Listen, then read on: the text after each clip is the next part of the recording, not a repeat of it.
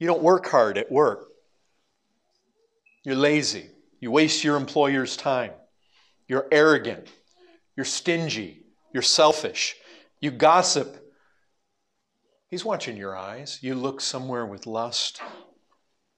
You get casual about God's glory. And you know what? The devil is watching, and he's an accuser. He laughs. He loves to make mockery. Jesus. Seriously, you died on the cross to what? That your people might die to sin and live to righteousness? Come over here and look at this lady who supposedly trusts in you. Look what she's doing. Boy, that really demonstrates the power of the cross, doesn't it? He makes a mockery. You see, he's talking all the time. Brethren, I'll tell you this, a life of righteousness.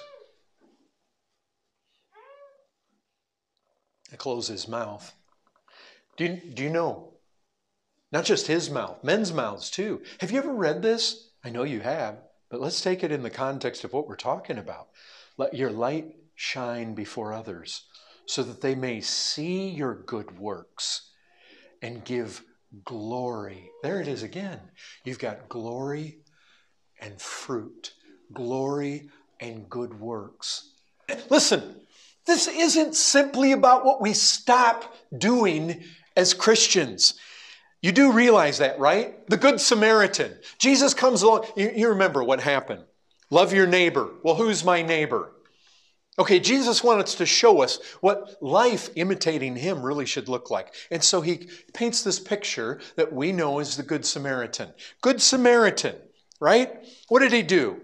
Was Jesus impressed with the Good Samaritan because, well, you know, he was walking down that road to Jericho and he was not looking at pornography. And you know, he wasn't beating his wife. So often we have this minimal morality perspective of Christianity. Well, I don't do this, and this. Listen, that's a far cry from good works that people can see and glorify. Of course, you know, well done if you're not looking at pornography or beating your wife. But that's not what Jesus was commending the Good Samaritan for. You know what he did? It's what he did, not what he didn't do. He loved his neighbor. That's what God help us to get beyond this mundane. Well, I don't watch R-rated movies. Well, I'm glad you don't. I homeschool my kids. I'm glad you do. But brethren, the thing that God is looking for is zealous of good works. This kind of thing overflowing. Brethren, this is about the glory of God. God is glorified.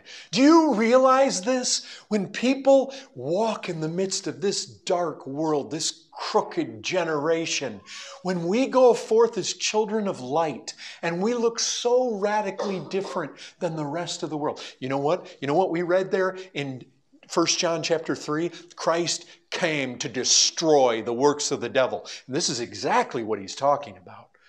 And when we go forth in the midst of this world and we look radically different, not because of all the things we don't do, because of the things we do.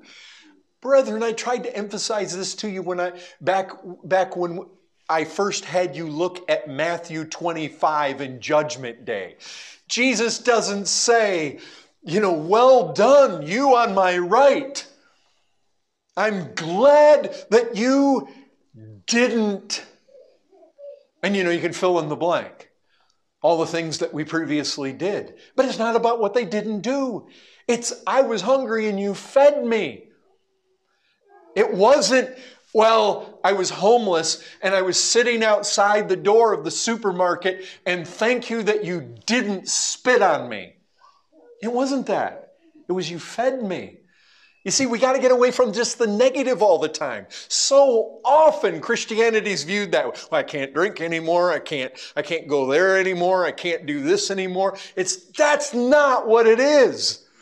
That's not what gets, we can live in here and not do this, that, and the other thing. And the devil's very happy to leave us with our Reformed doctrine and all preaching together and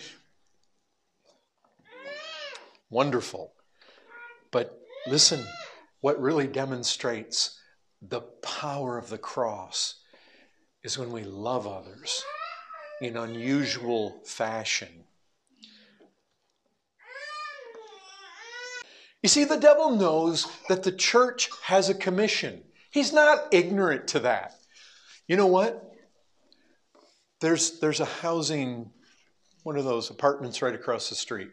There are people over there, probably people that don't know the gospel.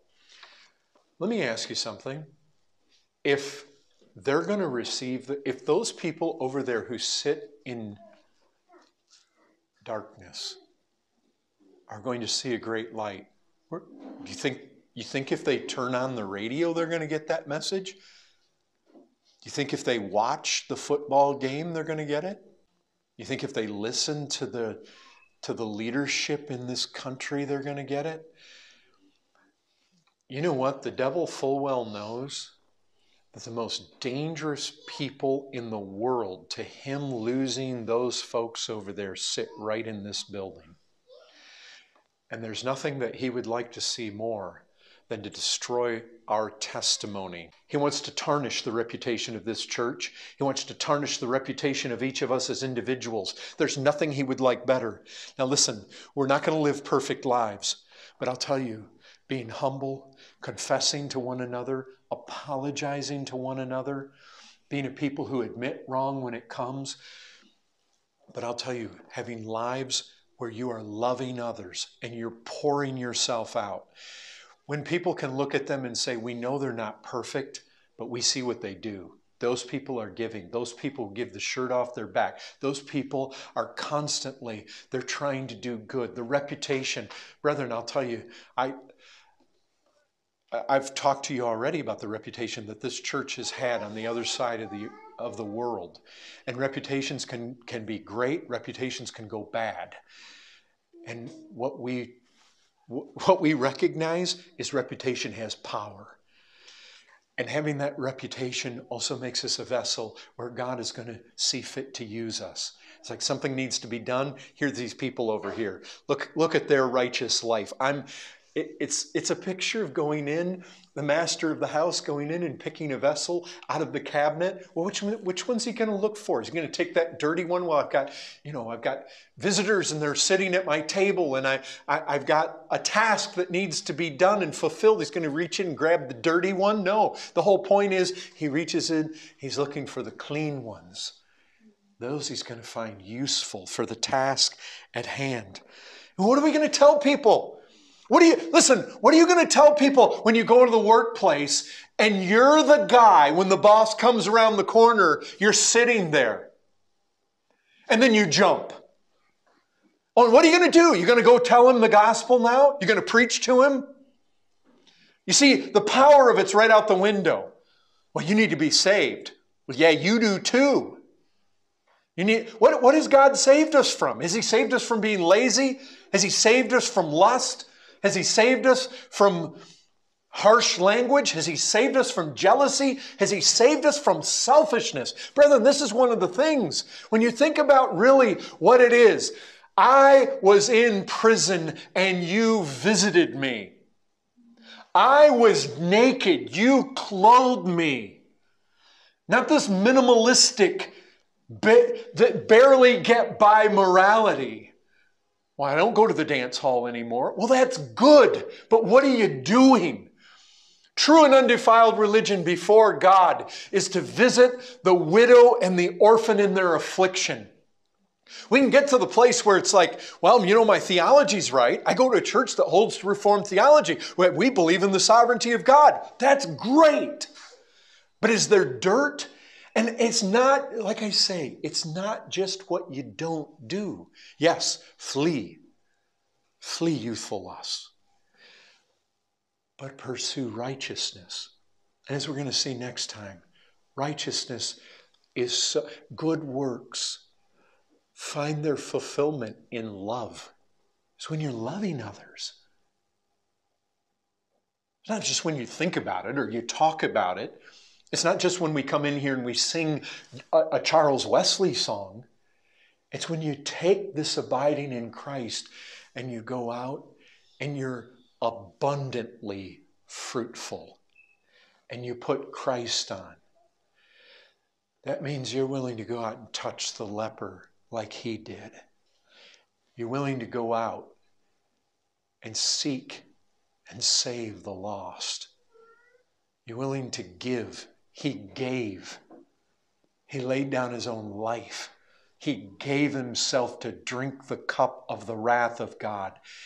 He said, you're going to prove to this world to be my disciples if you love one another. That's what he said. This righteousness is so protective. It glorifies God and makes us useful vessels. The devil fears people that are righteous because he knows God's going to take them off the cupboard.